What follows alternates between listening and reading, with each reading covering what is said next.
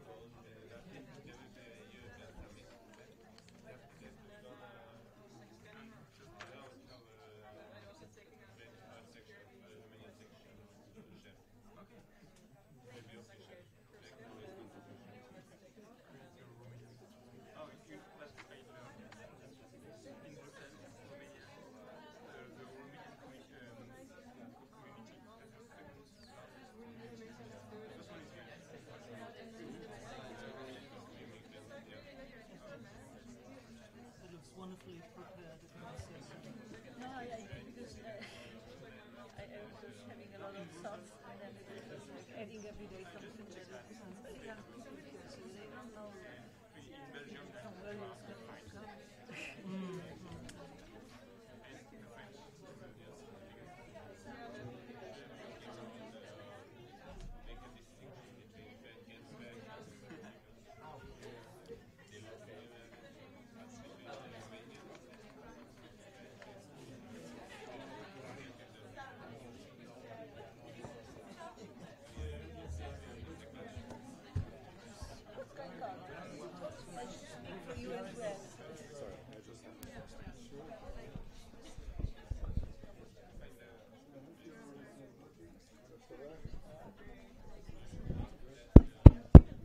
Hello people, it'll start in 5 minutes. Any of you ever been on a Ryanair flight? Raise your hand. Okay, this is like a game. Look if there's an empty seat in front of you and move forward. This is not a joke, please. If there's space in front of you, please move forward. So we'll fill the places here, and people who come later can sit in the back. There's lots of space here. It's first class, better seats, better views.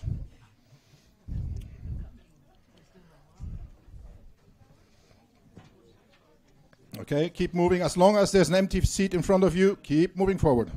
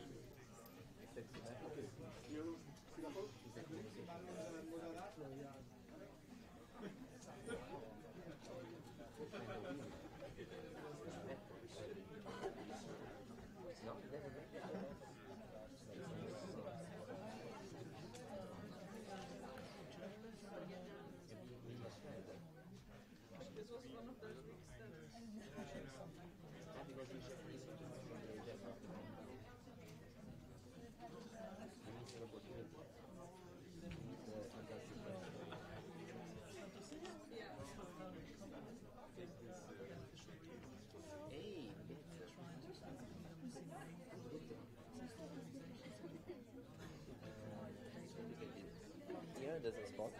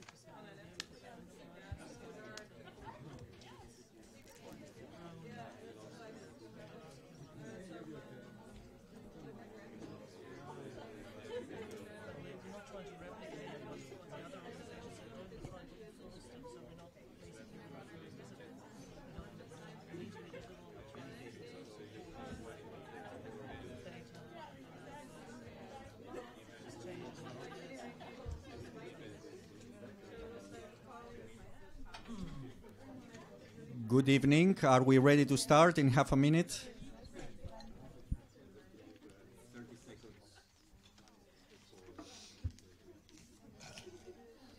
Of a new organization called Alliance4Europe. And Alliance4Europe is an organization that was created quite recently, last October in Munich, in Germany. Its aim is to establish an agile network of pro-European organizations all over Europe, and not only to establish this network, but also to support those organizations with a view to promote what we understand as European values as a progressive agenda. And this event tonight is one of the first events in a series of actions we want to take in Brussels, but also all over the continent, in order to promote what we see the need for a new narrative and a new strategy to counter the rising EU populism, skepticism, illiberal regimes, and this is why we selected this topic as a discussion point today. Euroscepticism, the origins of this phenomenon and how to address it in view of the upcoming European Parliament elections. The idea is to focus on three specific themes. First, the origins of this phenomenon and also how to define it. Second, how can we develop our own long-term narrative, a narrative that would convince people to overcome their skepticism towards Europe and its values. And third, a more practical point to discuss maybe, what should we do in the short term until the elections of May in order to ensure a pro-EU majority, and not just a simple majority, a sizable majority that can really keep the European project moving on. We will start the discussion with our panel speakers. First of all, Mrs. Danuta Huebner, member of the European Parliament, I think one of the most distinguished political figures from Poland, also former EU commissioner. It's not difficult to be a distinguished political figure. The standards in Poland maybe have gone lower, but Mrs. Huebner is very well known since a long time ago, also since the previous decades. Right, CV, long time ago. Okay. I speak out of personal experience. My wife is Polish, so this is a household name for me since a long time ago.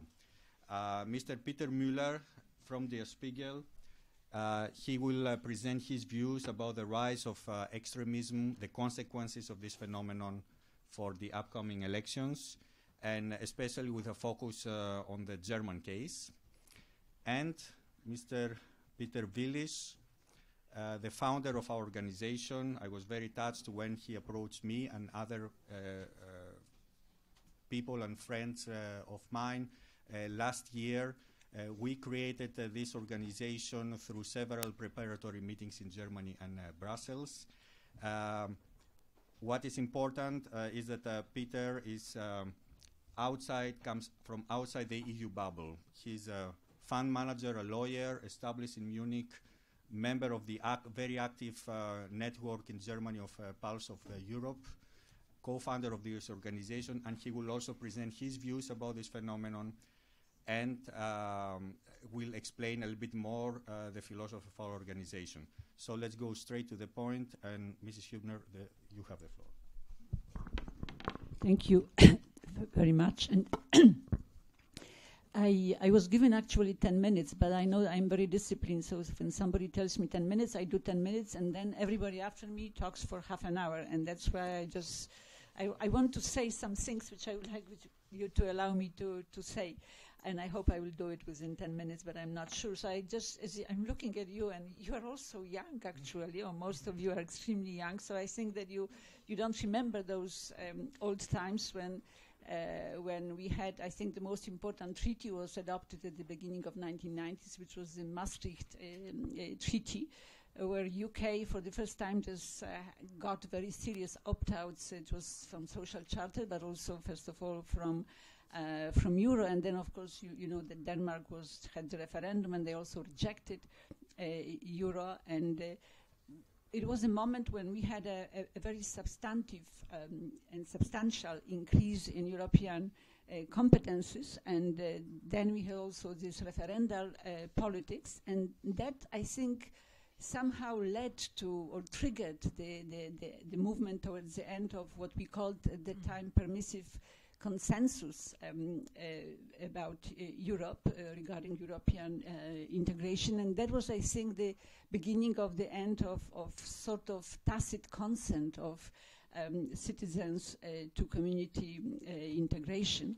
And then we had the no to the constitutional treaties in Netherlands and also in France, and then we had twice the no to the treaties in Ireland, who fortunately agreed to vote once more for each of those, rejected Nice and then Lisbon Treaty. And I think that those events, they marked the end of that phase of euroscepticism that was focusing on challenging the institutional change in the Union in Europe. And I think still at that time there was a certain balance between this type of Euroscepticism and what we called Euro-enthusiasm or Euro-realism.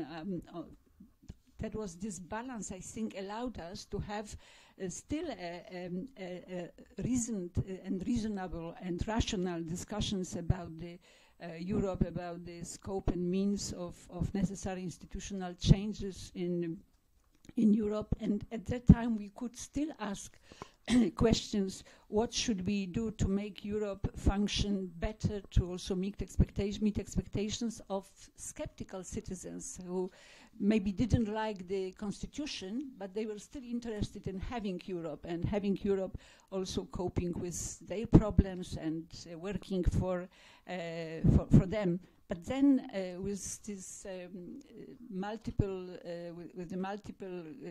crises that have hit Europe, I think that the rational discussion became much more difficult, and I think it was also the time, I'm talking about a decade ago, about Europe a decade ago, when making political capital of the on the impeding European disaster became a sort of salient factor in European politics. And that was, I think, the tipping point when this phase of benign Euroscepticism has essentially ended. And I think since then, since this multiple crisis and Brexit risk and all those things, since then I think we have been witnessing initially rather slow, but then not so slow, simmering of this strong ideological component into the formerly Eurosceptic discourse, and it became, I think, this Euroscepticism at that time, it became much more virulent in terms of both the ideology but also its expressions. I think it's when I look back, I think you can remember how things were really changing also in terms of the way you express yourself, you express your affinities or your feelings. So we had before, we could easily rebalance this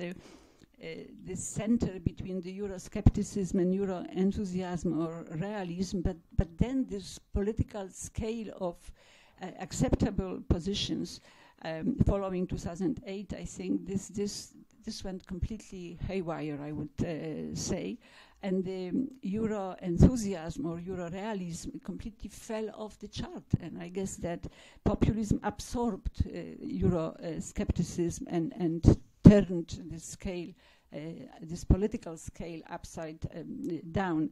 And I think that it's we are trying to rebalance a little bit now, and we are trying to get back the European project from the clutches of those toxic populist forces. I think it's very difficult, because if you think of populism in Europe, it has always had this cloud of nationalism, because we are on a very small, just a small peninsula attached to Eurasia, on a very small territory. There are many of us in terms of also different identities. So it was always, this cloud of nationalism was always there in Europe. And I think that this if I can blame Euroscepticism for something important, so I think that Euroscepticism was actually, or became, a very fertile soil that supported the birth of this brand of populism in Europe that we are facing today. And this Eurosceptic populist environment has become a sort of hothouse, if I can say it this way, in which the temperature of negative attitudes toward Europe has been systematically turned up, and it finally reached a boiling point and exploded. And the name of this explosion is, of course, Brexit, and which is, I think, much more than just the process of a state or UK concretely leaving the European Union. And there are, because in your questions you were also asking more precisely about the main causes of the rise of these illiberal and populist forces over the last years in Europe, and I think that there is already huge literature on this, and those, among all those causes of the rise of populism which are identified, you can find practically everything, starting with globalization, with also acceleration in just global competition, but also inequalities, and also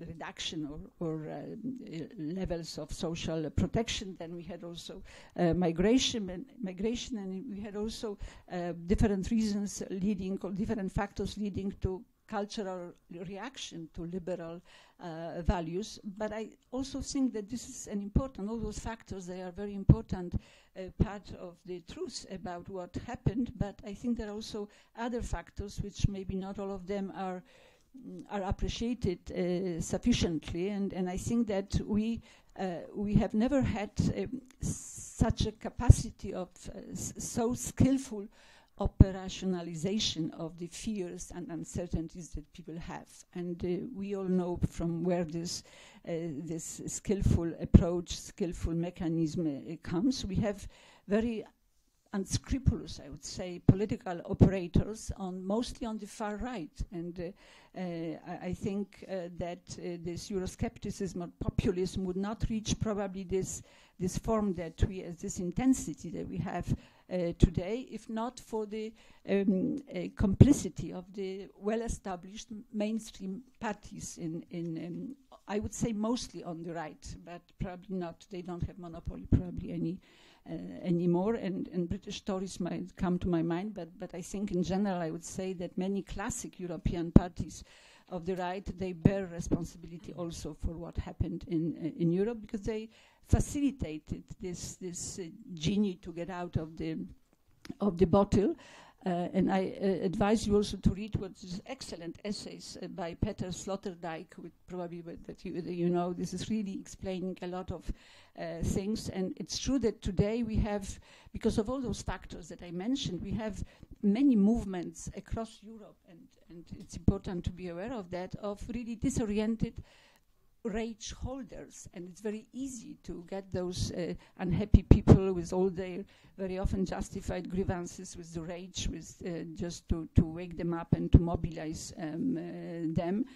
So I think that it was easy for all those who wanted to do it, to use European project to make out of it a sort of launching pad for this irrational and also often very virulent brand of national politics. And I think that this is very important to see that those populist forces that arose out of the particular national context. And that's why when you look for the alternative narrative, I think it also cannot just, you cannot expect that it can start from the top, that all of a sudden Brussels and the bubble, as you said, we will start talking different language. Commissioners will go not 300 times a year to national parliaments, but 500 times a year. I think this has to come from the bottom, and we just have to recapture, so to speak, the local politics in every European Union country, and just turn it around. And I think it is a tall order for all of us, and it is not going to be easy. and when you think why people heed so often the populist ideas, is because the populists are the first to hit the local ground and translate all those local stories of particular grievances into something which is an all-encompassing narrative. And then in this world of modern communication and of social media, nothing in politics stays local anymore. And this is true about the French troubles, or it is true about the Polish or Hungarians troubles. So I think that creating a counter-narrative, which you talk about, these eurosceptic populist voices, cannot be based on reactive basis, because we are then, as with the crisis in Greece, you might remember that we were always too late, and we cannot move the Europeans to our side once they already bought by the other side. So we have to somehow recalibrate our thinking and acting into a proactive mode and try to preempt the populist attacks on foundations of our liberal order. But I also think that we need to have some strategy, and we need also to prepare thoughtfully a change of guard at the top. I guess I'm the generation that should just disappear from the bubble, you say. So we have to engage fully, and that's why it's so good to see the young people here. We have to engage fully in the European project, what we used to call in the bubble here the Erasmus generation, poaching, so to speak, the best people with political instinct, with social sensitivity. This is today, I think, extremely important, and also cultural capital to become the new leaders for the European Union in the decades to come. And I think that if the parties of this anti-Europe, if they get into nationalistic bend, also gain substantial numbers, which is very likely of the seats as a result of the May election, we will face even worse, I would say, quite a new landscape in terms of European politics. We will be moving clearly from consensual to antagonistic on many things, from predictable to disrupting. We can see, for example, how Brexit shows how disruptive you can be, even in such an old democracy. And also from what is probably one of the worst things, from the inclusive to exclusive. And we have not yet built the inclusive approach to everything, and we might lose it again to even more exclusive. So this is something which we have to take seriously. So I think our immediate task now is just to combat, first of all, fear, because we know that very often it's not rational and there's no reason for this, but it exists and is being used, and also rebuild trust, and that probably we all talk about that for a while recently. But we have to directly challenge the populists on the national levels. That's why I think what you are doing, just so being active, also looking at what's going on at national levels, exposing the lies, the half-truths, the false promises presented there, it's extremely important. We have to be much better in social media, because you don't have much good thing in social media. Somehow the bad guys and the bad bots and the bad whatever you call them, they are very well organized, but the good stuff is not getting through. So we need to also, and this is something which is nobody is saying that, because now we all talk about the social media, but I somehow feel that we need also to exert ourselves not only in the domain of words in social media, but we also in being present, I guess, physically present on our town squares, on streets, parks, and other public places, proclaiming the European values. When I was long ago a commissioner for regional policy, I was just doing it, just going to all those local places, and I could see how important it is for people who, most of them, have never met anybody from Brussels, and I did nearly all the regions, more than 200 regions at that time. So this is something which we have to do. There's no other option. I think that this just direct touching and talking about what produces pain is extremely important, but we also have to, and this is just the end, we also have to prepare a long-term strategy, what I would call, of reinforcing the moral foundation of the European liberal order. I think it's extremely important. We have to convince also Europeans that listening to this populist siren song, if I can say it this way, is just putting our heads in the sand. And we all know that we are not allowed to do it, because it can destroy liberal democracy. Illiberal democracy can destroy everything that we have built, but at the same time we know that it will not provide solutions, good solutions for the future of our children, our grandchildren. So I think that this challenge of populism, we have to combat it by also this moral renewal based on rebuilding trust and also trust in European values. And this is, I think, which is extremely important, and probably to start with would be the education. And this is just another story, so I will not continue on education. Thank you.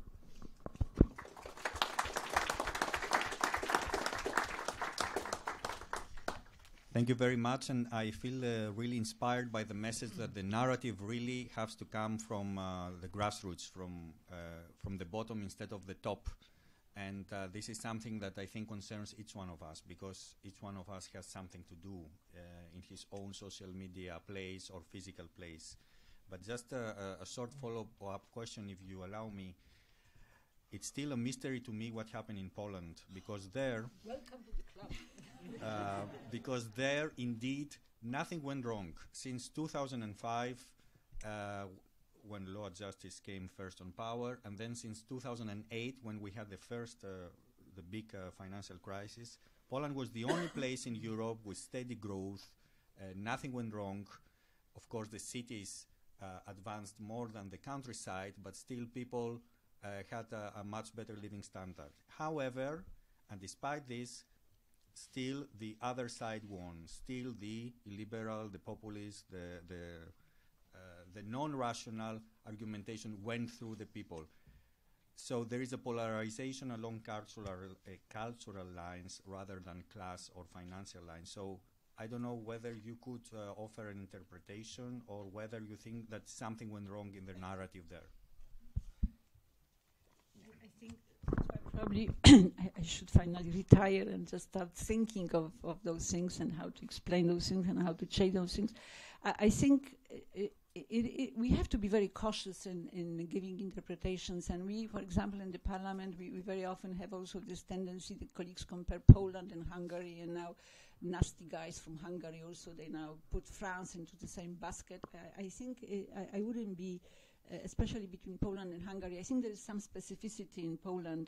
It's true that we have this government with very strongly pronounced authoritarian tendencies in whatever they are saying and doing, but we still have very strong civil society, even though they are not supported anymore financially. It's just a nightmare. So anybody who has money and can help Polish civil societies, I would like to make this PR here. We have still independent media. We just, of course, not all of them, because those that were nationalized, or the public media are now national media. We still have resistant judges and prosecutors as well, some of them. Even though, for example, when my photo and 4 other colleagues was, we were hanging on the market principal square of Katowice for some time.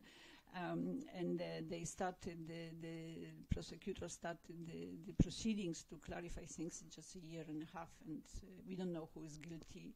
I mean, the police was protecting the place and the guys who were hanging us, but it's not impossible. It's impossible to find a justification for in this process against those guys. We still have also very vibrant cultural sector. I hope you agree with me. We have a lot of things in our culture, especially not only in movies. This is what is internationally seen, but also in something that is more local as well. We have, I think, our cultural sector is just doing quite well in spite of the financial problems.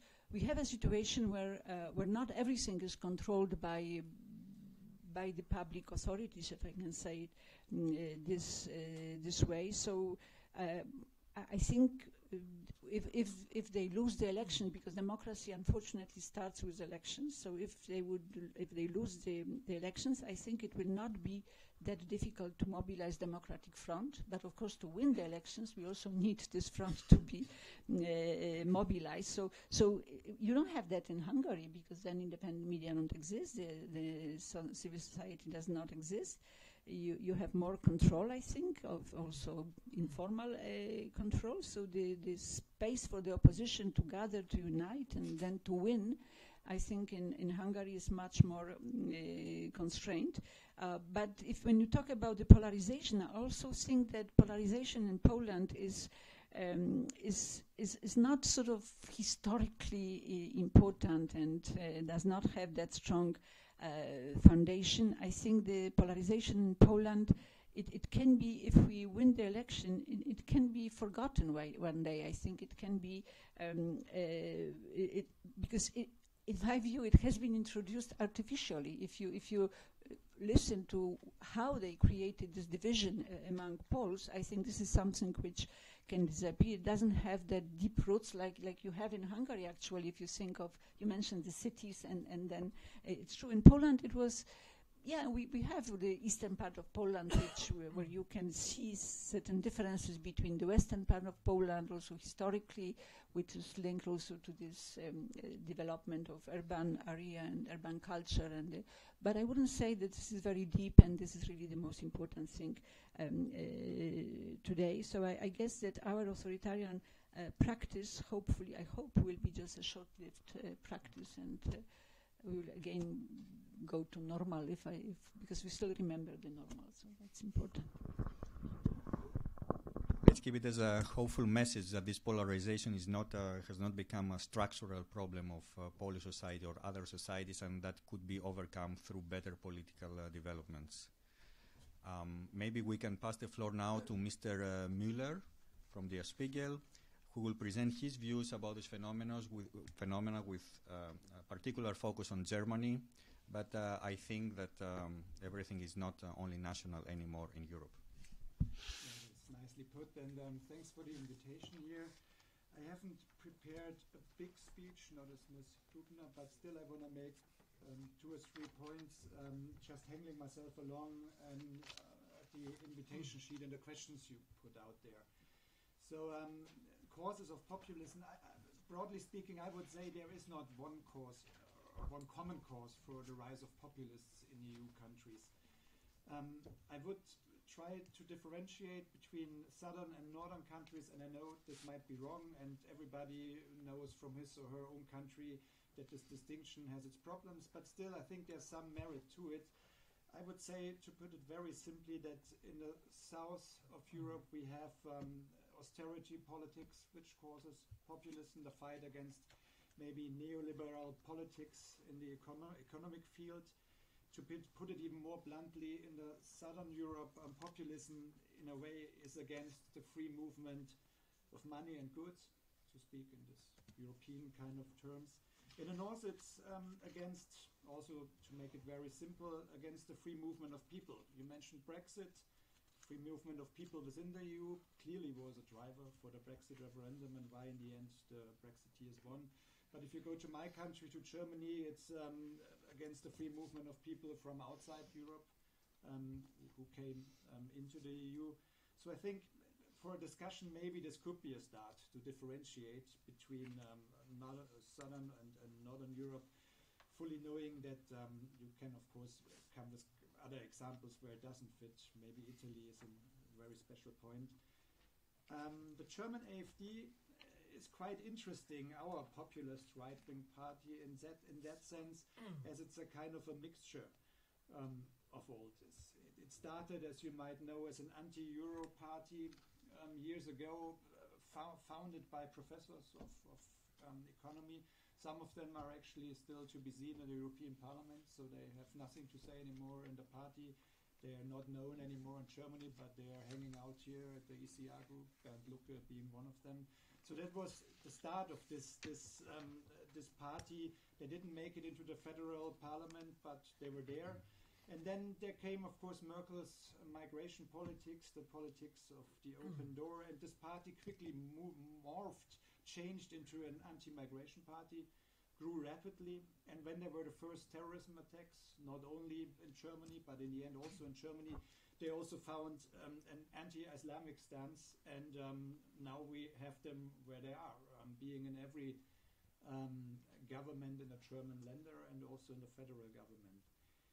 Interesting enough, this party, the AfD, is not well researched. We don't know so much about who is voting for them, despite the fact that it's for Germany quite a big thing that we have a radical right-wing party now also in high numbers in the federal government.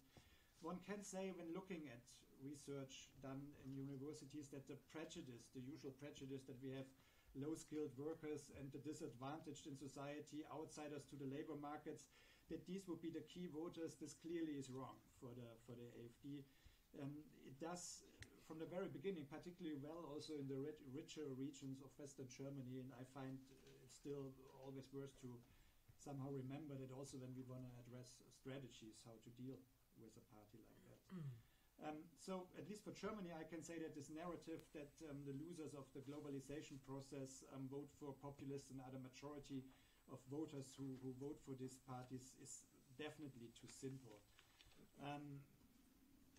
Maybe there's hope that this party will not increase its share in voters much more, at least in their program for the European elections. I think they made a major mistake, whereas we see that other populist parties now don't say anymore that they want to leave the EU, they want their country to leave the EU. So we've seen this in France, for instance, the change with Le Pen. We've seen it in Italy as well. The AfD came up with this proposal of maybe leaving the EU by 2024. I think this does not go down well with German voters of any kind of color and where they come from. So maybe this is a mistake. It has to be seen how this plays out in the election campaign. The election campaign, coming to my second point, predictions. Everybody is focusing, of course, on the question how big the share of populists will be in the new European Parliament. You can read all these predictions. One particularly good, I think, has been done by the Delors Institute in Berlin. It's already out since, I think, last November. But they have the figures there and how this might align the rise of populists in also the party groups in the parliament. We can talk about this if it's interesting for you, but I guess you know a lot about this. I think what is far more interesting and not so much talked about, not even in this town, is how the rise of populists in member states might change the composition of the European Commission in the end. I mean, and as we all know, they are powerful. We have now Hungary, with Orban sending a guy 5 years ago who was then given the education portfolio. Education is important everywhere, but the EU does not have so much to say. So clearly, it was given to the Hungarian Commissioner to keep him on the fringes. But this might not be possible anymore in this year. Now we have populist parties in the governments of Austria and Italy, in the Czech Republic. We've been talking about Poland here, and I think this might be just too many to sideline commissioners being sent from these governments to the fringes of the Commission.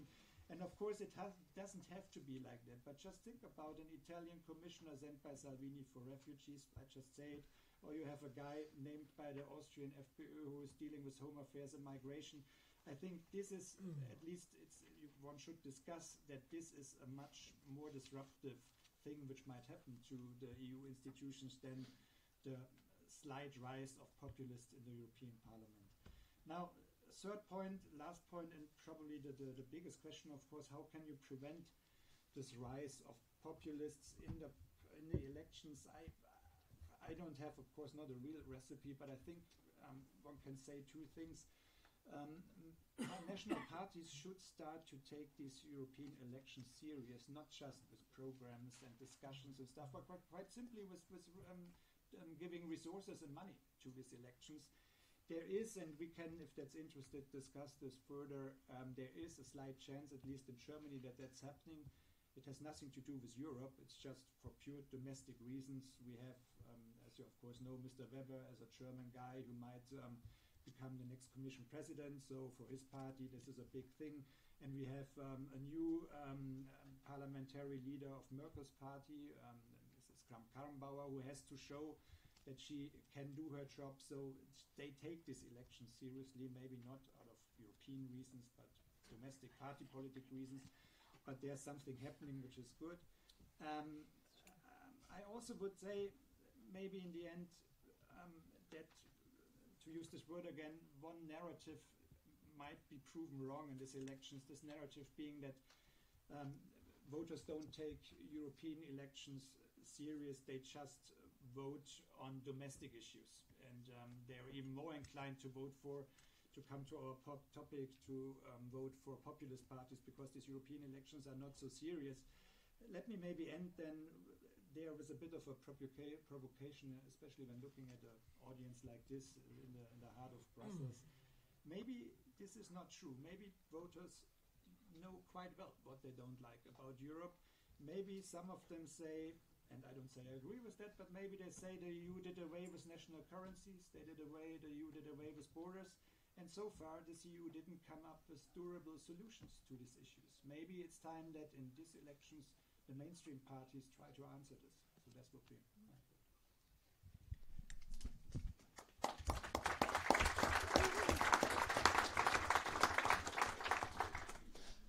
Thank you, Mr. Müller. And I also find interesting many points, and one of them is that first, the AFD is not a well-researched party.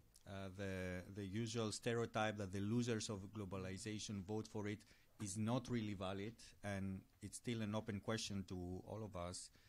And I was wondering whether, do you think that AFD is there to stay, or if not AFD, maybe another party which might succeed it? Do you think that it's going to become a permanent pillar of German politics?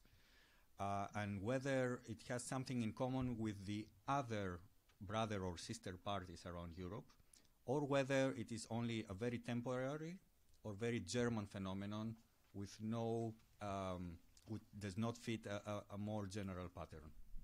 Well, I'm afraid they're about to stay.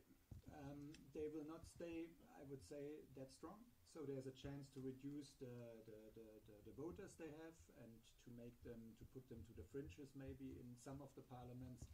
But we will not be able to get them down far below the 5% thresholds which you need in German politics to get into parliament.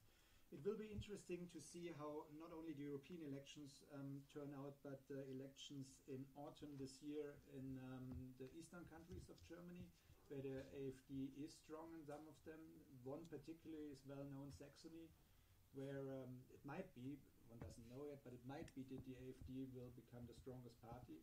I think it will be, the German politics will be able to prevent the AfD to then actually say who the prime minister of this Bundesland, of this the country within Germany of Saxony will be. But still, if there's something happening like the AfD becoming the strongest party in election, it will be huge.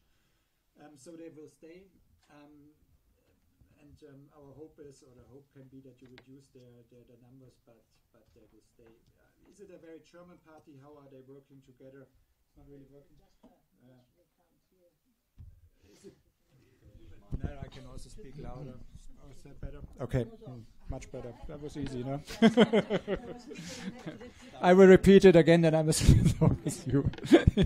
No, they're going to stay. It's a very German party, and then again, not. I mean, if you look at how they reacted, the AfD reacted to the Italian budget and the new government in Italy defying the rules by the EU Commission. On the one hand, they said it's great that they fight against Brussels and that they do with their budget what they want. On the other hand, they criticize the Italians because euro stability is very important for this party, looking at where it comes from. So it doesn't have some kind of one program which really fits and can connect well to other parties in Europe. So I'm not sure, but they will stay, unfortunately. Okay, this part sounds hopeful that at least they don't fit necessarily well with the other parties, especially from the Southern or Latin Europe. And maybe now it's time to turn to the other Peter of this table, Peter Willis.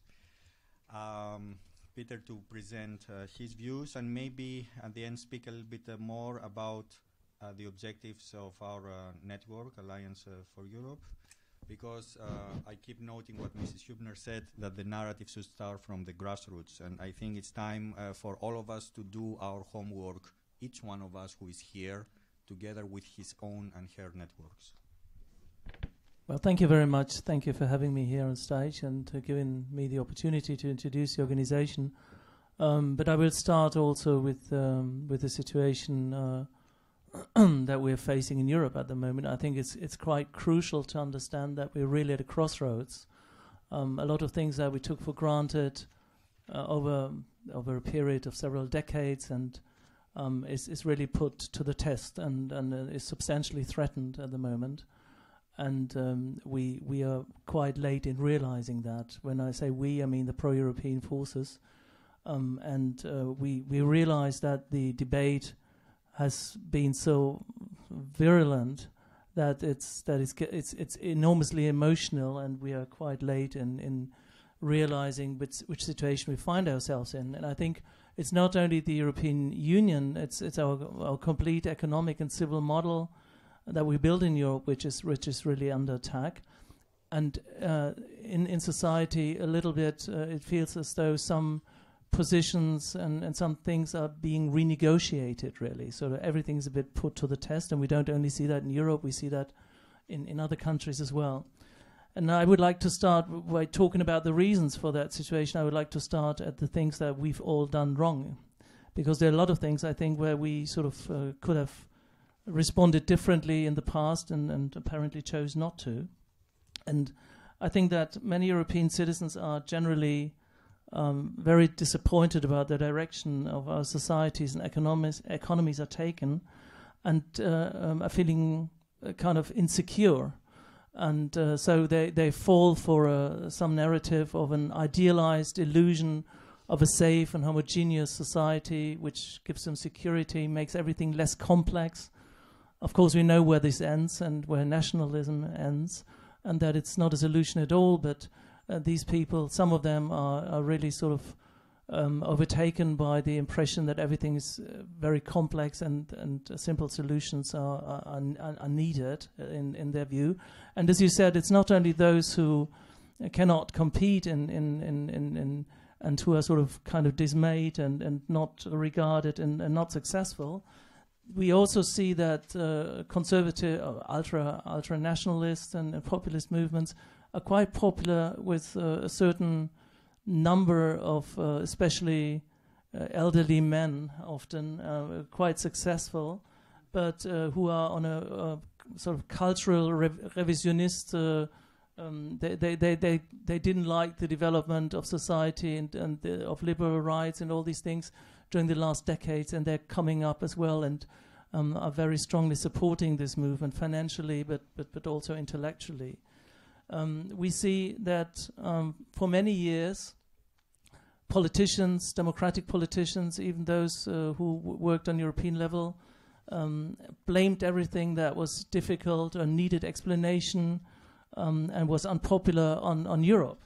It was a household word that, that was decided in Brussels. I can't do anything about it. If it turned out that it was successful, then of course they claimed it for themselves. But normally they would say, okay, it's not very popular. It was in Brussels, And sometimes they took the decision on a Monday in Brussels and then come back on Tuesday and say it was Brussels, as though Brussels was some kind of whatever. And so that was the easy way, and they did that against better knowledge because it was convenient. And we also were kind of illoyal to our European projects because in my view, we refused to develop and finance the necessary development. So we were all sort of, all the countries sought basically to keep their little national privileges and prerogatives. And so we didn't really develop it further. And we didn't sort of invest into making it more democratic, more responsive, and and closer to the people. So I mean, a lot of these things that are happening here in Brussels, and I love to be in Brussels because there's very few places where you meet such enthusiastic Europeans and open-minded people speaking several languages and everything, which is great, and I enjoy that. But outside of Brussels, when you go to the countries and to the cities and talk to people, which we do a lot, they don't really understand how the mechanism in Europe works. They feel that the parliament is not really powerful enough to represent their ideas, and they're completely sort of lacking not only a narrative, but what they're lacking is that they kind of see that something that's happening here is enormously important, influences their situation, their life, but they feel they have no say in it and they don't understand it. And that is the basic principle for stress. If you do that in a company, like you take over a company and then you sort of the people know that this means a lot to them, this is a substantial threat maybe to their job, and they don't know how it influences them, but they see that it's very, very important, but nobody talks to them, nobody explains it, nobody advertises the ideas and wants to make them part of it. And I think this happened for a long time. A lot of discussions that we had here, or you had here in Brussels, were not sort of close enough to the people, and we didn't pick up a lot of their hopes and concerns. And when people talk about Europe and euroscepticism, we analyzed this because we wanted to know, coming to strategy, how we can tackle that. And we put a lot of time and effort, also with the help of an agency and some campaign managers and 2 universities, to understanding, what is really happening and what groups we can still reach. Because at the moment, the basic narrative that we are applying is that we say, okay, it's not conservative against liberal, it's not left-wing, right-wing. This is not the criteria, but there are the illiberal, backward-minded people and the others. This is a lot of us think that way, that across parties, there are the good guys and the bad guys, basically. But what we're forgetting is that only less than 50% went to the last European election vote. And in this large group of non-voters, it's a diverse group of people who are passive, but a lot of them are not just illiberal and negative. A lot of them like the idea of Europe, and they're very critical towards the institutions. This is a group that we basically trying to focus on, because we feel we cannot continue just preaching to the faithful in a self-referential group, each of us telling the other that Europe is a great thing, which it is, but it doesn't really help. So we thought, okay, what are we going to do? What is our tactical approach? And if you look at the reaction of civil society during the last couple of years, you can see that there's so many new organizations popping up, really, trying to do something, which is fantastic, and it shows the enthusiasm and the voluntarism and the engagement of citizens. I was amongst the founders of one of them, which is better known in Germany as Pulse of Europe, and we took a very simple approach, which has been criticized as well, because we didn't write any papers and we didn't discuss in whatever. We said we want to take people to the street to be heard and seen and express their support for the idea of Europe. It sounds very simple, and it is quite simple, but we try to reach out beyond those who already are convinced and have been in organizations all the time. And when we started, we had no idea whether this would work or not, and we were 5 people in Munich, and we all put €100 on the table and said we buy some merchandising stuff, European flags and so, and then we take to the square. And 4 days later we started, and we were completely surprised to see who came. It was elderly people who told us what a gift it was after the war to see that France and Germany becoming friends, and they were still very moved when they spoke about de Gaulle and Adenauer in Munich. So these were the people. Yeah? One of the first persons I met said, "Oh, she's been traveling 4 hours, and can she have a coffee somewhere? She's 70-something." We were really surprised. And 2 months later, we had every week about 3,000 to 4,000 people on the square. So that was a success. But then it kind of faded out. because you can't do that and repeat that every week. And we're trying to sort of pick this up in Germany now in a strong move. And a lot of organizations were founded sort of out of the fear of Brexit, and maybe in support of the ideas of Macron, maybe also because of Pulse of Europe. And so why did we found then Alliance for Europe? I mean, there are so many organizations, it's already so fragmented. Why another organization? What's the justification for that?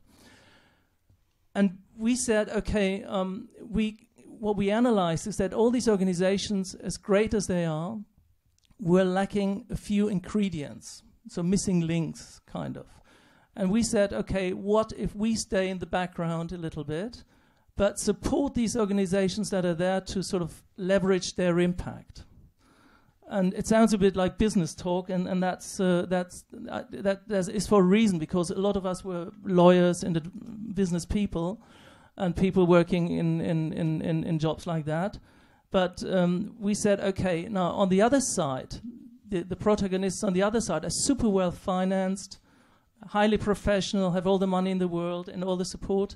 But here it's young organizations, people taking to the street, being active, and they don't have the support they deserve. And that's why we founded Alliance for Europe, and have a lot of associated organizations like Pulse of Europe and the Good Lobby and Scientists for EU.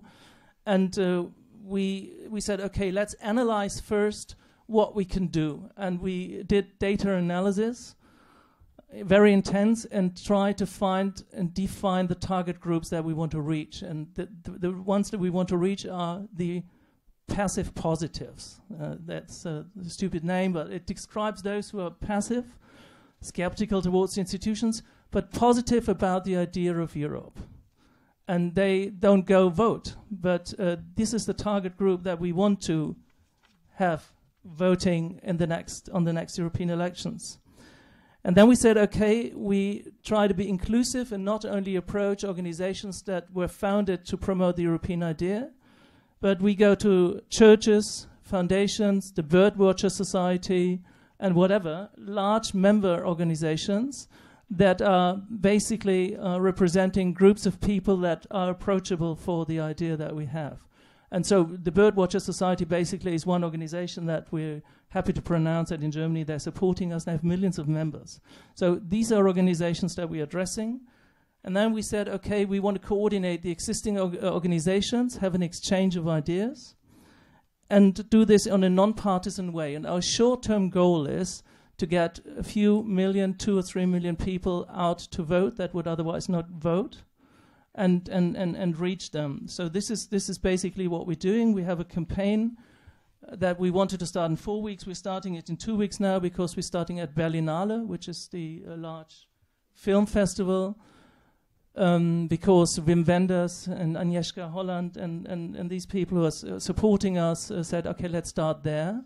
We have an emotionalizing campaign, information campaign, and then an activism campaign. So it kind of goes together. And the emotionalizing campaign is really that we have this campaign which is called Vote for Friendship, because we found out this group of passive positives, they love the same and share the same values.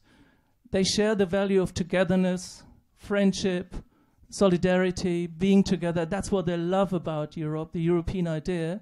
But they don't see that this is really lived in the European institutions in reality. But they love the idea, and we are approaching them with that campaign. We have it's wristbands really, vote for friendship, and we have to emotionalize them. And how do we do this? We do this through music, basically. So we're working with a lot of bands. We're working at the moment with the Eurovision, which the contest will be 1 week before the European elections.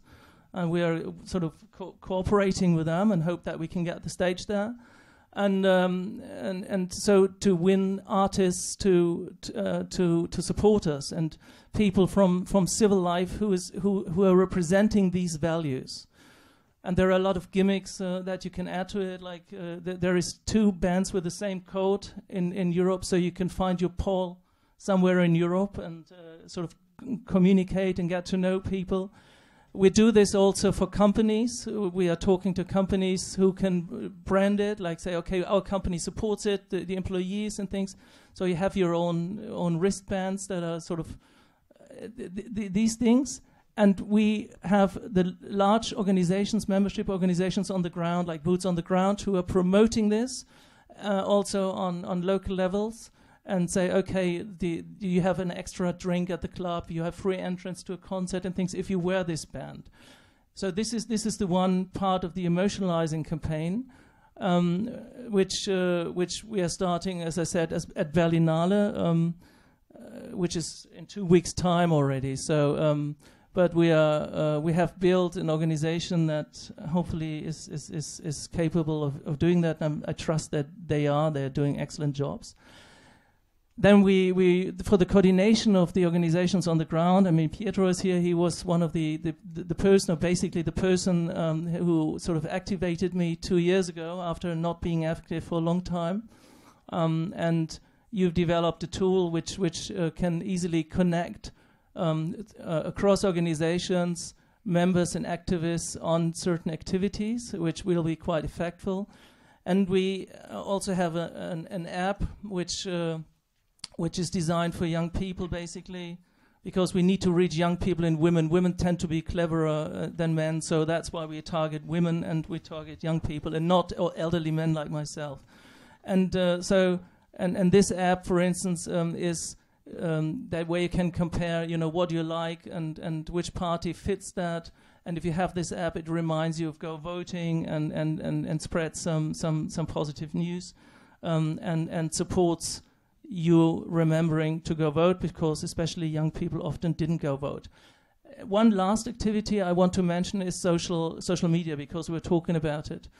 We found that just having a social media page and a certain outreach is not enough, but that this election will be extremely manipulated, and we see that at the Swedish election, we see that at the Brexit campaign.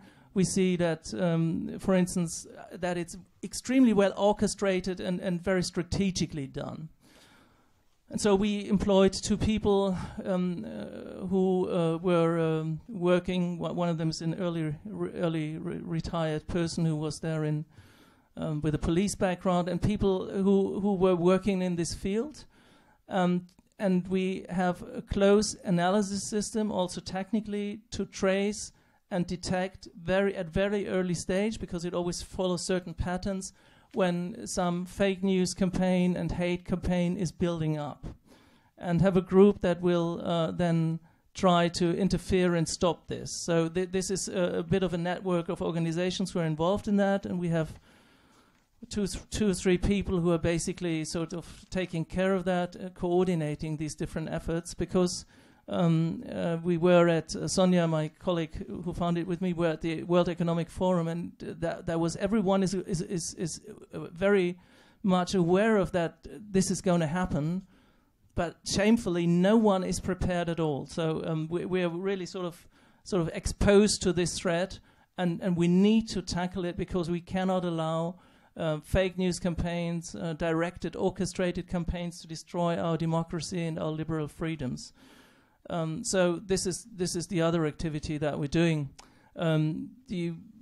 Basically, it is at the moment, it's a question of how much money we can get, and we see that a lot of people with a lot of money are very careful. So you can learn from these people not to spend money, but we have gained some support of organizations and foundations. We are not associated with any party, and we have a strong group of people on the supervisory board, which secures that we are not associated with any organization or company as well. So the people who support us, some of them are quite well known. Here's Professor Alberto Alemano, Christopher Clark, Agnieszka Holland, Ann Mettler, and people like this who are serving on our supervisory board. And at the moment, and some important people here as well, like Pietro and Giorgio, I see here. But I mean, we need to sort of get the funding, and this is basically my job at the moment. I'm doing the fundraising for the organization, which is difficult, but I hope we will succeed because we need a response from civil society to support the defense of our European model. We cannot just leave it to parties and organizations and institutions, is my feeling. So thank you very much for listening, and I hope this gave a short overview of Alliance for Europe for you. Thank you.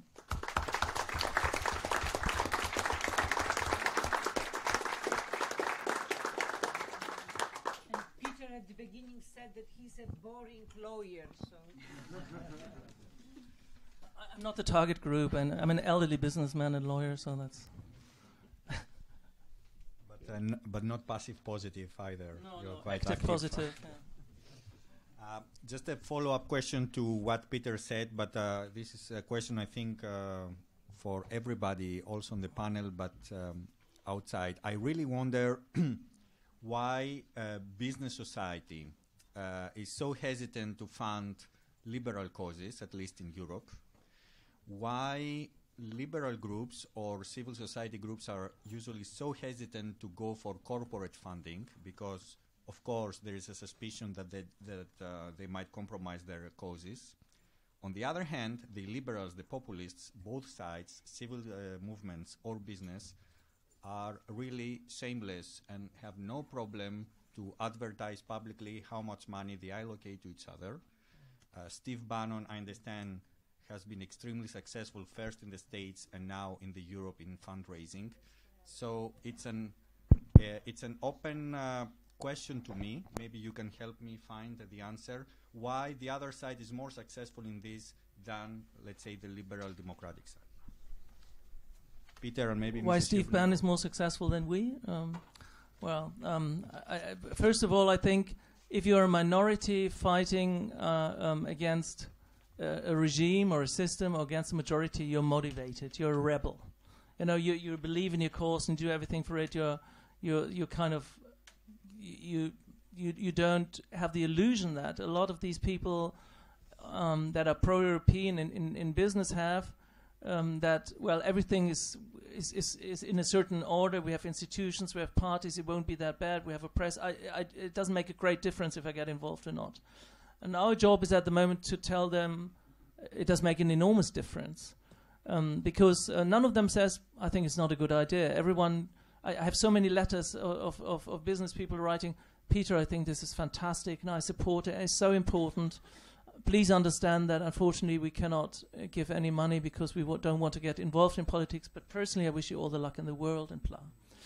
And I know a lot of these people because I'm doing capital markets in a fund management company and as managing director. So you approach them for something outside the business context, and then you say, please, you know, we need that support. It makes a difference, and they're very kind. But normally you get stupid answers. And there is one quote of Dante, which I only used once. I shouldn't use it twice because it didn't really go down very well. That there is an especially awful place reserved in hell for those who try to stay neutral in times of moral herausforderung. I don't know where you say that. Moral compromise or moral threats. I wrote this to a friend of mine who is on the board of Lufthansa, and she wrote back, Peter, this was not very nice, and so on. It didn't go down very well. I recommend you not to do it, but we were young lawyers together, so we knew each other. Normally, it's just that, you know, to talk about them, show the urgency, show that we're really in a decisive moment, and of course we need a positive narrative. We cannot only say try to frighten people, even though sometimes that is what does the job. But we're trying to really say, listen, there is a lot that needs to be reformed in Europe.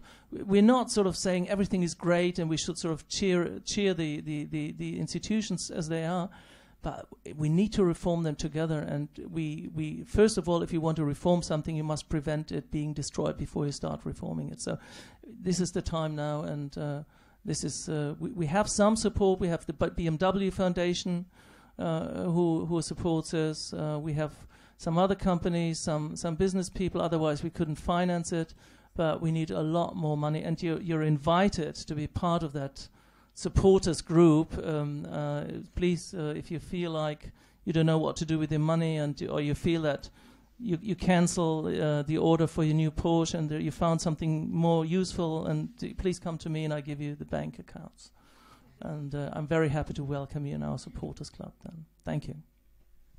Ms. Huebner, any ideas maybe about this? No, I just wanted first on this Dante, from the hell of the Dante, this quotation, because we are using it in Poland on a daily basis, because that's our sort of strength. But I think the first one that I discovered, I was looking also who was the first to use it in sort of current times. It was John Fitzgerald Kennedy in one of his speeches. He also said that, and then many others were using it. So go on with this. I think that should... I think it's very useful, and I think it really reflects our responsibility, which all of us have. I don't know. I mean, I can tell you in Poland, it's sad to say, but business community is depending to a large extent on the ruling government, on the ruling parties, and we lost access to everything that was the public sector, which still we have big companies, but banks that were that can be generous, because they still can be generous, and they completely cut all of us from, I mean, in NGO organizations, but also even when we organize conferences, when normally the public sector was joining us to support Europe, to support Euro discussions. Now it's all gone. If you talk even to media, private media, they are also depending, because the frequency is allocated by the public system, by the public authority. So it just that's very sad actually, but it is there. And all I can tell you is that's why in the multi-annual financial framework that we are now preparing and negotiating, and we have insisted in the parliament, and we got it, we have established a special instrument for NGOs that can use public money, can get money from also from Brussels to protect rule of law and to protect values. I don't remember, I think we call it law and values. And the parliament insisted even on increasing what came from the Commission was a small amount, and we increased it by 3 times. So, because we know that there are countries that will, for years, probably will not have any, where the civil society will not have any support from public, national public funding. But I think we have, it's also more general, because we whatever is the definition, but we have allowed the anti-European populist nationalist, you can go on with those adjectives, forces to just put us against the wall. We are on the defensive all the time. It's just like those of us who talk about Europe, we are always, no, Europe is not what you think. Europe does this, does that, but it's always we start with this defensive attitude, while the others who are negative, it's also in the social media. You can see how easy it is to attack, and those who are defending are always in a worse situation. So we have to stop it. You have to support those who need support to just move from this defensive to offensive attitude and fight. I think what we got also, this promotion, just the fight. It's the language of war, probably is the right language now, that we have to fight to get Europe back and get people back from the hands of those populists. One person I would like to mention, because we spoke about how the media is promoting the peace party in Poland. I mean, it's 2 weeks ago that Paweł Adamowicz was murdered, and I mean, of course, they say now it was one single person, but if you followed the campaign against him and how he was tried to be discredited and the hate propaganda about him, and it's always one guy who then sort of puts on action and feels kind of justified by larger public opinion and supported and he's executing something. He was one of our supporters, and he was at our conference in November 2017. He was one of the most fantastic persons I've met in that political field, and it's that something like this is happening, and in Europe, and it took only 1 week after his funeral when they started the same kind of propaganda again. So this is really extremely sad, and these are countries within the European Union. It's unbelievable, basically. Maybe if Mr. Müller knows or has an idea about the funding situation in the media sector, whether you have this feeling, as we discussed for the movements, whether, let's say, the liberal media are funded or better supported by their own backers than the liberal or, let's say, the pro-European media. It's difficult to say because basically media companies, at least in Germany, fund themselves by the money they make on the market when selling newspapers or having getting money for their online articles, stuff like that. So there's not so much as some kind of big company behind media outlets in Germany. Der Spiegel is a medium-sized company. It's actually owned by us, by the journalists, which is quite nice as long as we make money. Might be more difficult in the future, I don't know. But so we don't have any outside funding. It's we make our money and we spend it, and then it's the next week we have the next magazine out, and it brings in money or not. So this keeps us, as long as the business model is working, keeps us quite independent. But I think about Peter's question or your question and Peter's answers, why a kind of new movement doesn't get pro-European movement has so much difficulties in getting money. I mean, if you look in Germany, it's like the big companies, of course, go to where the power is. And if you look where the funding of big German car companies goes, it's to the German parties who will most likely form the government, right? Where I think money should be for an institution or a movement like yours is with the foundations which are around in Germany. And I don't know, maybe you wanna say a bit how this plays out with I don't know, political foundations maybe not, but there are tons of them now around. Yeah, also. we do have support by, as I said, BMW Foundation and also by Foundation of Beisheim, and so there are people who are supporting us, and in fundraising base, it's not fundraising, it's on raising money. It's you knock on the door 10 times. And if it doesn't open, you do it 11 times, and at the 12th times it opens. So you have to just continue. But we have a lot of meetings. So I'm growing weight because I have 3 or 4 lunches and dinners with people that I'm trying to convince to pay money every week.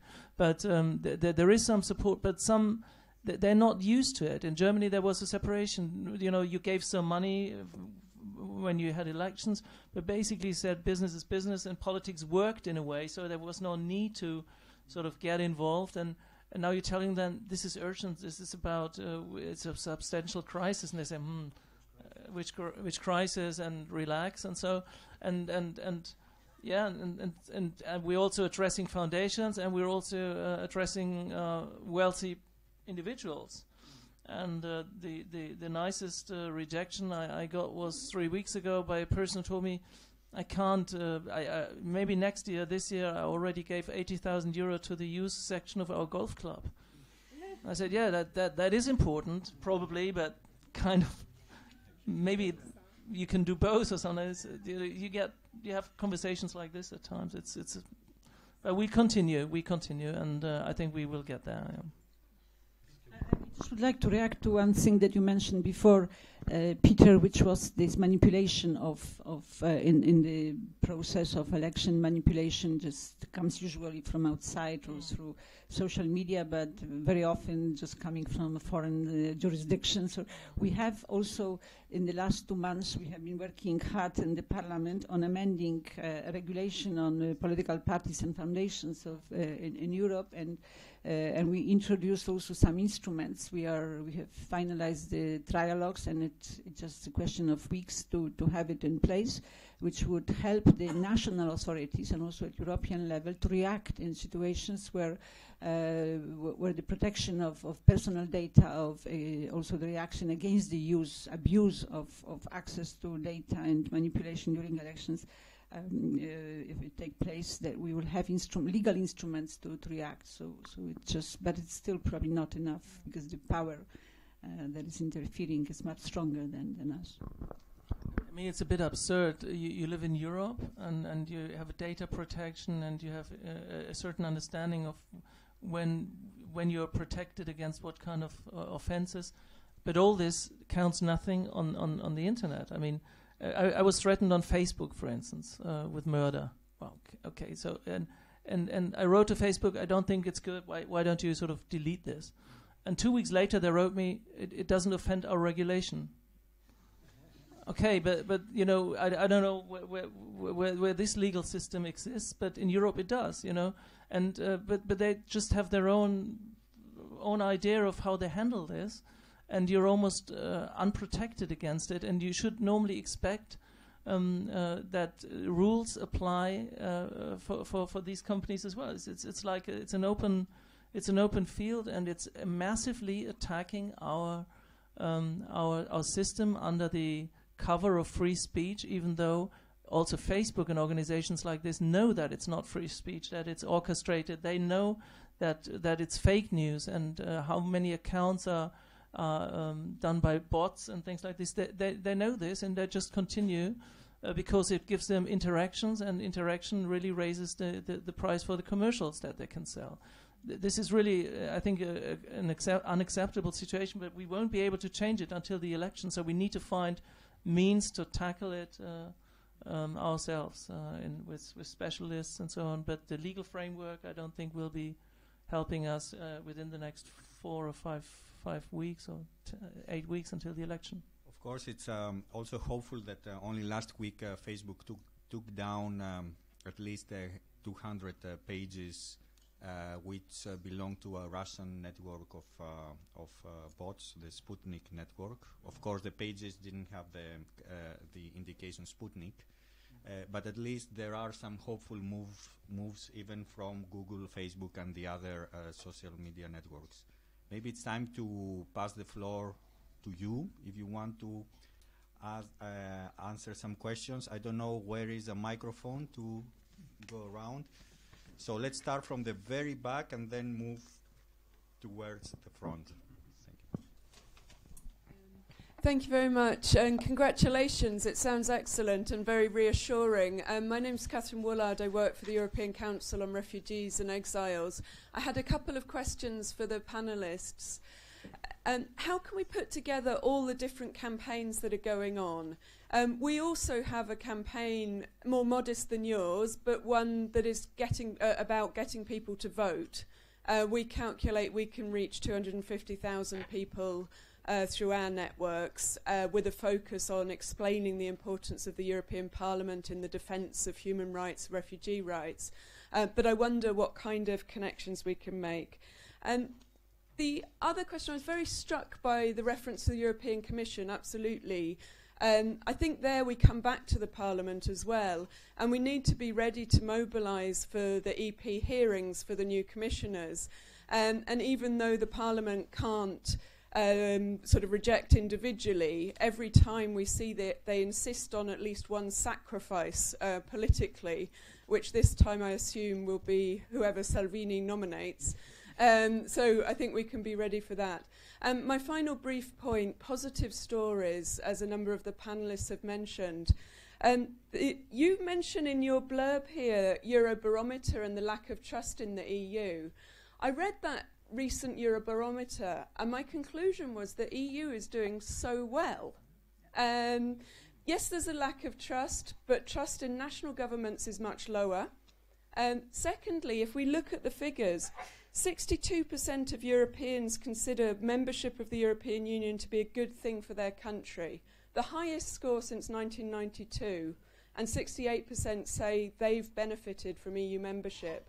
Is there a way we can actually use that as well as the need to sort of raise the alarm about the growing extremist anti-EU forces? Thank you. Several questions together. Maybe Mrs. Huebner would like to take the floor, or whoever would volunteer from the panel. Let's open to everybody. You don't want to dominate? Mr. Müller. Well, I can just say to the point about the Commission and the EP hearings. Of course, I would wish that this time potential commissioners are scrutinized much more closely than before. You mentioned rightly, I think that in former times, as you said quite rightly, there was always one victim, one guy or person who had to be kicked out. just to show that Parliament actually is doing something. But I think this time it gets for real, because this is, as I try to say, not one person who might contaminate the thing, but these might be more persons. And of course, also in the new EP, we will see how the populist right-wing part of Parliament comes together, organizes itself also to defend their guys in these hearings. So that might be, to a certain extent, a total new game. But maybe Peter, you want to say something about organizing of different groups and connecting together? First of all, we enjoy the idea of teaming up with other organizations. We're very open to it, and we don't run around showing our flag. We're supporting existing organizations, and it makes an enormous amount of sense to work together and cooperate. We just had to build our sort of portfolio and our idea and our strategy first, and then we are currently very actively talking to a lot of organizations. The problem is there are so many, and so what we're offering our analysis. We're off this overall strategy, and then people can use it also for their campaigns. You know, they can even brand it and go out and say Pulse of Europe does this and this does it. We're not wanting to compete with any organization. We want to cooperate, and we're very open to that. The problem is that alone in Germany we have about 260 organizations that are known kind of pro-European organizations. It would be an enormous amount of effort to sort of coordinate with each of them in a way. So we're trying to sort of we're inviting. We will go out now and approach certain organizations, and if somebody says, "Oh, I think we should cooperate," more than willing to do that. And I'm looking at Omri, who is here, who is with our organization, and I think is doing also outreach when it comes to that. So please, let's talk afterwards. This could be very helpful, of course. Yeah. So I think, just to add to what Peter was just saying, I think you should, somebody has to start it, but I think some things have been already done. You should just create a platform, no? Just to which you should all commit yourself and join, because I fully agree with you that especially when it will go to national level, that just to have more or less to know who is there on the market and who is involved in this will be absolutely fundamental, and that's why I would just like to encourage you. And Pietro has just gone, but this is why what we built with him is this platform where you can sort of locally and nationally can have all these organizations cooperate. And we have a role model for that, because in Munich 1 year ago, we had our 1 year birthday. We joined 14 organizations in a network, and since then have organized citizen conventions, have organized a large manifestation and things like this. So and working together as a group, and that of course is a great idea. It does make a lot more sense, a lot more effective, and we're trying to support this, and and we'll have this platform then which will facilitate it as well. But yeah, let's talk also after the meeting. Can you still, Catherine, do what you said about Eurobarometer? Because I think that has been for years that normally we never compare the results for European institutions with the results for national institutions. And even in the worst times when it was just going down for European institutions, at the same time it was much worse for the national institutions, including national parliaments, and somehow it's always lost, and and that's why we create this image of Europe just being less positively seen by citizens. The second thing on Eurobarometers, in Poland, where we have this fight against the European Commission, the support for European integration is just historically the highest. It's 85%, and in an objective way by Eurobarometer. So it just also you're going to have the same people voting for Europe and at the same time supporting the government that is anti-European in principle. So that's also a shock. But also for Euro, I don't know if you follow, for Euro we have also very high support recently. And the last thing on the Commission, because we have also my committee, the Constitutional Affairs Committee, Richard Corbett made a report after the previous hearings of the Commission. So we have a lot of ideas how to improve it also this time around. But why it will be so difficult? Because we don't know what kind of coalitions we'll be able to build within the European Parliament.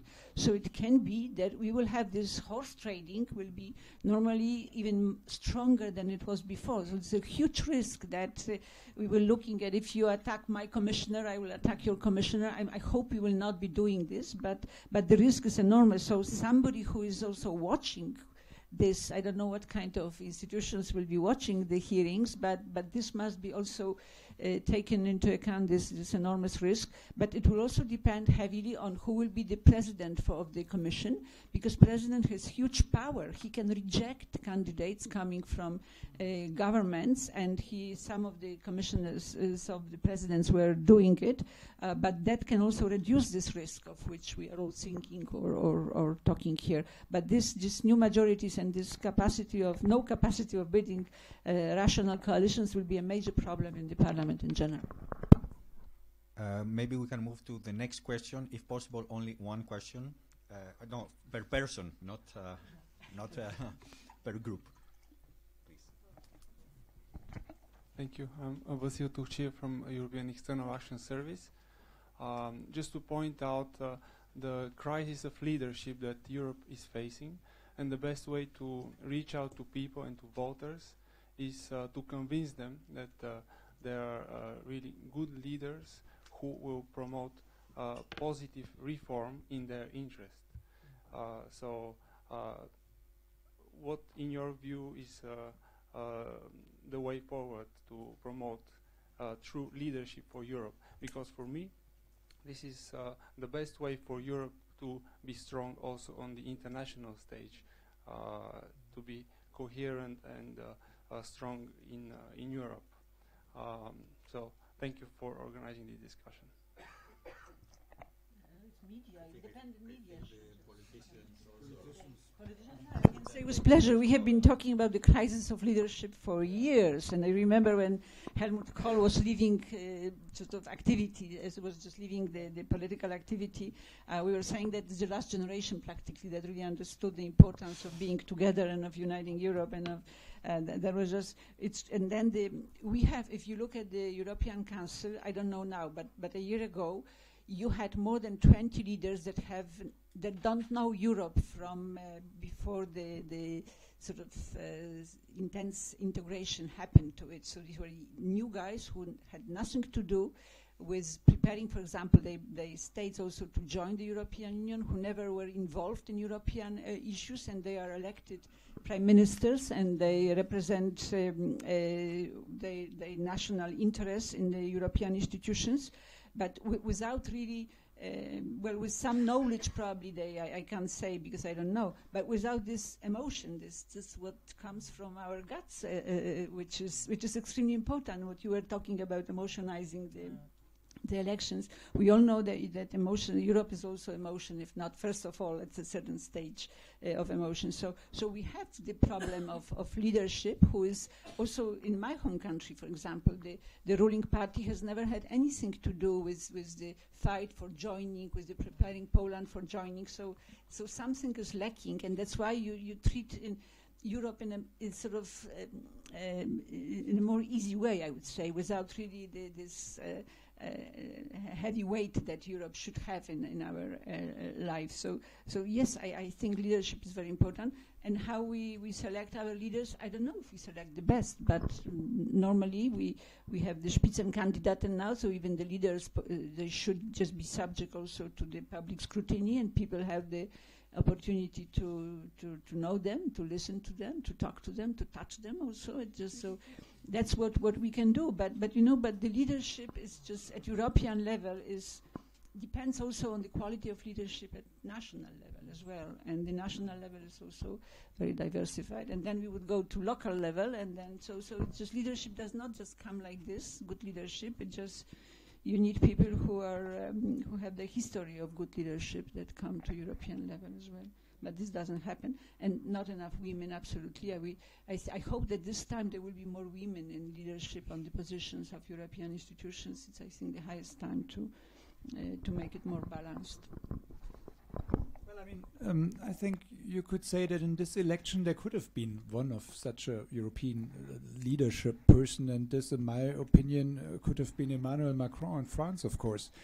Now, and I think many people, when talking about Pulse of Europe, who went there and supported Europe in the last year, and I visited some of these meetings in Germany. If you had Macron running for office in Germany, they would have voted for him immediately. So it was kind of, at the beginning, a pan-national kind of happiness with Macron being the president of France. Unfortunately, of course, he has his own problems now in France, and I have to say that I'm a bit, of course, disappointed with my own country and with the government in my own country that Germany, Ms. Merkel, the ruling coalition didn't at any point kind of reach out and help this guy to actually help him also to achieve something for Europe. I mean, just imagine a year ago when we thought about European elections, there was all this talk about En Marche and how they will join ALDE or how they will transform the European Parliament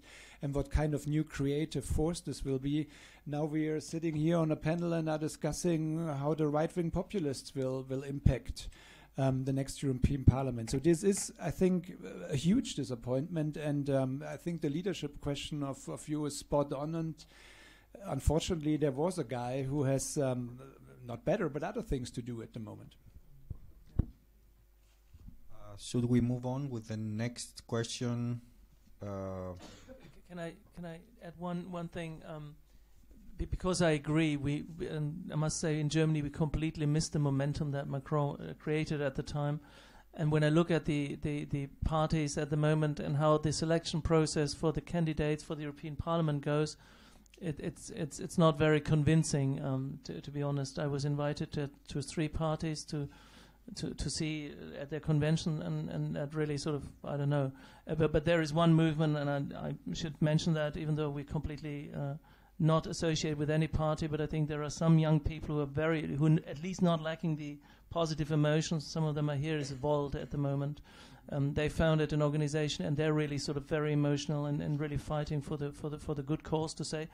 Of course, I mean, it doesn't replace the large national parties doing that, but it shows that there are young people who are really very emotional about it and are at least running for election in some European countries. Yeah.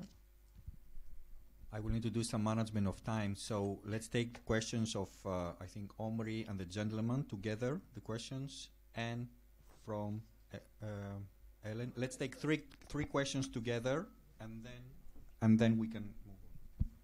Hi, thanks a lot. I really appreciated all the comments. Thanks a lot. I want to pick up just something that Ms. Huebner said in the beginning, because I think there is one question, which is, how do we create a pro-European EPP group, in the sense that you talked about the complicity of the center-right parties, and within the EPP group you have, you have Orban, you have Berlusconi, and all of these characters that have been there for a while. Sure, but I'm just wondering, because you mentioned this, and I think it is an interesting point to explore. When we have this surge of pro-Europeanism in Poland and so on, and a lot of center-right movements that are also very pro-European, and also with a history of Adenauer and so on, how do we change the narrative in that area? I would just to get your opinion. Can we continue with the next question? We will take them together. Yes, my name is Jean-Marc. I'm an expert in democracy. I think there's a point that, as one of the speakers has told about, as Peter Willisch, that we have to engage people. We have to stand by people, because one of the reasons that we have so many skepticism is that we politicians or elected politicians are not standing by the people. For example, in Germany, the rise of AfD has to do with the the German reunification. In Eastern German part, they vote for AfD more than in Western Germany. Another reason is that also we are schaffen das from Angela Merkel with the migration crisis, has also to do that the autochthone people of Germany don't feel that they are being taken accounted for. And the last reason is that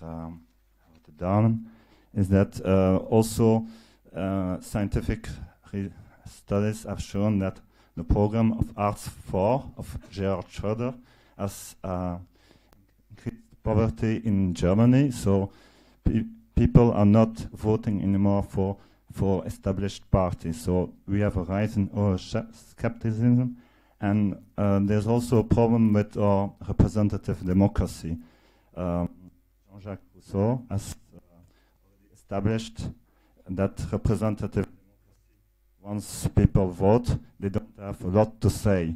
So as not the, I think it's one of the factors that we have to take into account is that we don't have a democratic system. For example, in Europe, we have the European Citizens Initiative. You have to gather 1 million people from signatures for petitions from 7 different countries. But the European Commission, with a simple justification, can put this aside. So as not this rise of Euroscepticism to do with this lack of true democracy, where people don't have a lot to say between elections. Thank you, and maybe Ellen, and then we will answer to the 3 questions together.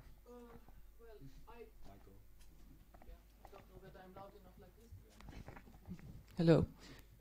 In fact, I don't have really a question. I just have a suggestion. I would like to combine this idea about fundraising of Peter together with the fact of emotionalizing, because the thing is, I mean, let's talk a bit Star Wars here. The dark side always has the cooler clothes, that's for sure, and the dark side always has the more authoritarian leaders, and this is a problem with all European organizations, because what is Europe? Europe is the very our European values are the very opposite of cool clothes and strong leaders with charismatic personalities. And as Peter Müller said, I mean, Emmanuel Macron tries to breach this or to solve this problem by being himself during his campaign at the time rather populist, but from the other side, I mean, let's say the good populism, and you hear it every now and then that there should be more good populism, but I mean, this is a real problem, and there comes the problem with money. I mean, your person there who wanted to give money for, who gave money for the young golfers there. Yeah, of course, a young golfer looks definitely better, and it smiles, and there's a campaign, and well, and then you have somebody, nice photographs of somebody winning. I mean, what? This microphone is horrible. I mean, the good side even has the worst microphones. I mean, look at this. I mean, this is ridiculous. And the good side has the badly dressed people. I mean, see me sitting here in self-knit clothes. I mean, instead some whatever young actress somewhere. I mean, don't get my point across. I mean, how do we combine our desire to be objective and democratic and open for everybody with the visceral desire of people like this young man there behind for strength? He mentioned strength several times, coolness and charisma. I mean, there your experts could maybe find something. I mean, or we contact Macron's campaign people. I mean, this is what my suggestion. We should find something to solve this problem, to get money for Peter.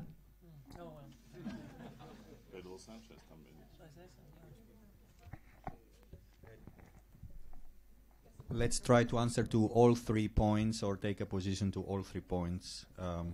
Maybe I can at least start with the first. I think on Orban and the EPP, I think if I understood it correctly, I think you're completely right. The EPP, I think, has to get rid of Orban. Orban and Fidesz is like a kind of poison in the EPP. I know from talking with Weber the argument of building bridges to Eastern Europe that you have to keep them in the EPP to avoid Orban and Fidesz moving to more right-wing parties. I understand this argument, which has been made since years. And then, of course, every time there's an issue with Orban, for instance, with the Central European University, there's talk with him behind closed doors. And afterwards, Orban, Weber, and Daul, the party leader, come out and say the issue is resolved and this will be okay again. And the next day, it's like before. So I think Orban clearly has demonstrated that he's not belonging to the EPP. And actually, to threaten to kick him out might really hurt him because he makes it so clear that he wants to stay. If you talk with Orban, he says, Helmut Kohl invited us into the EPP. We are not going.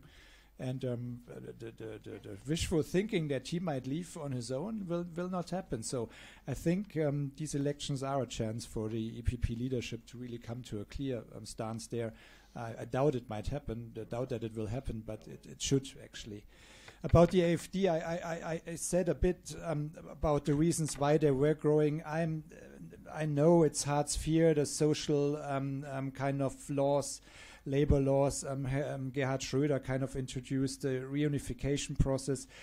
All this is true, but I still find it much more interesting why a right-wing party like the AfD in Germany attracts so much voters in rather well-to-do areas as well, and in areas in Western Germany who didn't go through the pains and upheaval of the reunification process. And I think we can't answer this question of populism if we don't answer this part of the problem as well. Look at Brexit. It's not only the disenfranchised former industrial areas in northern England where people predominantly voted for Brexit, but it's also if you leave London, more richer areas where people clearly don't care about the monetary and economic impact of the decision, and they're rich enough that they don't have to care about it. So I don't say the other explanation is wrong. I think it's just not the whole explanation. And about cooler clothes and the dark side, I would leave actually the answer to my distinguished fellow panelists. So thank you for telling me that I don't have cool clothes, and I agree with you. This is you're probably right. No, I didn't want to push the issue of fundraising too much. It's just that we have so much to do. We have such ambitious objectives that we need the money. So we do get some money, and I mean we exist since October, and we have some considerable support also. I'm just saying, and I was just talking about the situation in the economic leadership of Germany, that very few recognize what is at stake and feel their responsibility. I think we will have an incredibly cool campaign. As you would say, we're trying to, at the moment, pick the faces to represent that, and we're dreaming of having Jürgen Klopp, for instance, who is really representing togetherness, friendship, team spirit, and people like this. They're more credible than, in our organization there's no lack of people working for institutions or having been at Oxford or something like this. What we need is credible people from sports, ordinary people, and that are attractive to those whom we want to reach. I think at the moment, and I never thought this would happen, you're right, even at certain universities, that the right-wing identitarian movement and all these people are considered to be cool. Don't ask me why. I think it's completely absurd, but it is because we have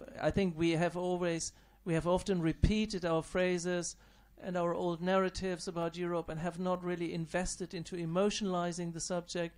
We have not defined, what are the topics that we need to discuss amongst ourselves. What do we want to be solved on a European level, and we have not really engaged the citizens, so it looks to many of them, it looks like an institutionalized, boring institution. But I think this is changing, and we see that the discussion is completely sort of evolving. The younger people start being interested in it, and so I think there is a certain change about representative democracy. I don't think that the model of asking the population then being exposed to fake news campaigns and have a very sort of complex issue being put into vote, yes or no, has proven a successful model. Looking at Britain, I think if we want to improve democratic consciousness and democratic contribution, I think we should enforce and strengthen the European Parliament first. I think this would be a good step to make it a real parliament, to have pan-European lists and parties. I think this would be more helpful. There are ways, like in Switzerland, where direct democracy is working quite well. But Winston Churchill once said also that representative democracy kind of saves you from the terror of the majority, of the current majority. So I think we need to, if we think about democracy, we also need to think about state of law, protection of minorities, and really make sure that we are not being manipulated. If that happens, and you look at Britain, I mean, this was really a terrible result, and I think it was very strongly influenced. And I don't think that this is currently the thing that the people are missing. I think what we should do and what we should have done is have pan-European parties and lists, have a clear, more powerful democratic control through the European Parliament, and these issues that would sort of make people feel, and also it would be like this, that they have more influence and more say about European issues. That would be a first step, I think. Just immediately to pan-European list, because I was rapporteur twice for electoral law and for composition last year of future European Parliament, where we just lost, because there's a lot of arguments, especially coming from our German colleagues, against the transnational list. But just reacting also a little bit to your comment, there was also this argument that with pan-European list, probably we will have only people charismatic like Berlusconi or Orban, or this type of the guys who are really charismatic and much more charismatic than the pro-European leaders. And so that was, I'm not saying that's my idea, but we lost finally with pan-European list, as you know, which was also the idea of Mr. Macron he was supporting very strongly this, but we don't have it. So, but it was not rejected totally because European Council needed unanimity for this, and there was no way that you can have unanimity for transnational lists at this stage. So at least they postponed it for the future, so that they will come back to the discussion before the next elections. But they didn't accept this election. But I would like also on European Citizens Initiative, because you mentioned it. We just finalized 2 weeks ago the trialogues with the Commission, and we introduced the Council, and we introduced some changes to this initiative. The biggest success, I would say, because we wanted also to lower the age for those who can join the European initiative or participate to 16, like it is in Austria, for example, for elections. But there was a very strong opposition from the Council, and more conservative political groups also in the European Parliament are saying that the young people want change, and we are conservative, for example, this type of argument. So we didn't manage to introduce in the article that it will be for the guys who are of that age, but we introduced the option that member states can choose this possibility of in the national law to have that was the only way, either nothing or this. So I think the first step, very often in the European legislation, you first have to make a small step, and then with the next change you can move forward. But on other things we also improve the initiative. So I hope we reduce what you're critical also about the Commission. So I hope it's not a big change, but there is a certain change. Now on the EPP, I just would like to introduce only one more element to what Peter said, who is of course right. We in European Parliament we have 8 political groups. and they reflect also European structure of international groups. But we have more than, I think, 220 parties. I don't remember exactly. So every political group, if it's a political group based on affinity of program, which, because not all of the political groups are like this, some of them are just technical, created to have access to everything that a group gets. But it's democracy. But we have in political groups, we have huge diversity, and I think of views, of ideologies. If you think of EPP, we have colleagues strongly to the right on all aspects. We have center, we have liberals, we have socialists, we have practically everything, because the variety of European parties is enormous on the program, depending also on the specificity of the country or history of everything. So even to get common position within a political group is a challenge now, not only for EPP, also for practically all political groups. You might remember the previous parliament, where we could formulate on the basis of existing majorities a center-left majority or certain center-right majority. It's not possible now. We haven't had, since the beginning of this term, we didn't have a permanent sort of coalition established that would always vote together or try to vote together. For every project, for every legislation, for every initiative, you just have to build a majority in the European Parliament. So that also leads sometimes to positions which, when you start negotiations and when you end negotiations, this is not always fully in line with the program. So there is something, I don't want to say sick, but there is something which I think makes the functioning of the institution like European Parliament very different than at national level, extremely difficult. And this will be much worse, I think, now. We will have a bigger variety of parties, and we will have also political groups which will be probably maybe more of them, which, so creating a coalition will be probably more difficult, especially that some of those mainstream today will be much smaller as well. So this is a huge party. I agree with you on those two examples that you mentioned, but you know, I'm sorry for saying this, but in the European Parliament you also try to be the biggest group all the time. So to be the biggest group, you need some who promise to change, but they don't change, and this goes on. So that's the current situation. Thank you for all those positions, and apologies that at this moment I will have to become a little bit cruel and unfair to the ones who did not manage to take questions, but it's already 25 to 9. Time is passing by. I understand several of you might need to go, and we also have time limitation. I would like to thank all guest speakers, all three of you. I feel very honored and very glad that we managed to have this first event for our organization here in Brussels at this level. It's not the first event of Alliance for Europe in Brussels in general. We have a local team which is very active, but it's first time that at least I was involved in such a gathering.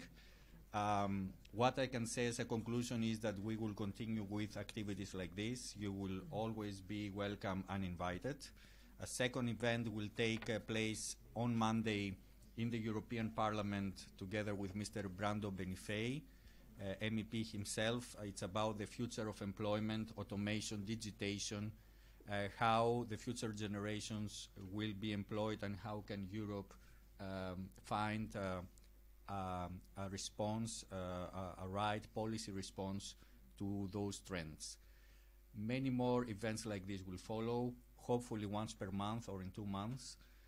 And of course, they will be accompanied by all those campaigns that Peter explained, campaigns run by, I see, Giorgio, Anita, Alessandro, our colleagues here in Brussels who are very active in many events. And we keep in touch. And now the best part maybe is to continue with the drinks so we can continue our discussions. And many thanks to all of you.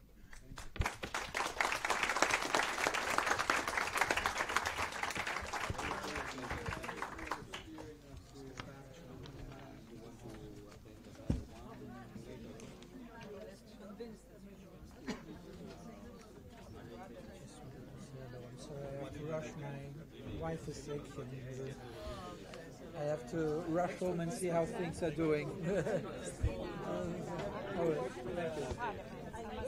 servants. Yeah. Yes. Yeah. Long. Indeed. No, anyway. Too long. So it's not my place. And Will ich Sie haben eine Karte? Dann bleiben wir mal in Kontakt, oder? Wie das so läuft, ja. Finde ich super. Alles gut? Ja, schicken es mal. Ich finde jetzt selber keine Karte, aber das ist ja bekannt hier. Insofern, ich schaue mal, aber... Warte mal, hier.